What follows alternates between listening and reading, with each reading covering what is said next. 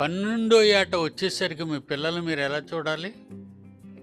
వెళ్ళరా నాయన ఆడుకోనరా, ఇలాగేనండి మనం అంటాం పిల్లల్ని. అంటే వీళ్ళకి ఏమైనా బైబిల్ తెలుసా? క్రైస్తవుల గురించి అడుగుతున్నానండి. క్రైస్తవులు కాని వారు అన్నారంటే అర్థం ఉంది.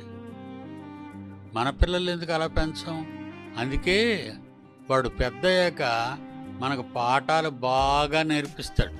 మన పిల్లలు ఎందుకు మన మాటలు వినరు? నేర్పించం కదా చిన్నప్పటి నుంచి. చాలామంది వాళ్ళ పిల్లల్ని దేవుని సన్నిధికే తీసుకురారు.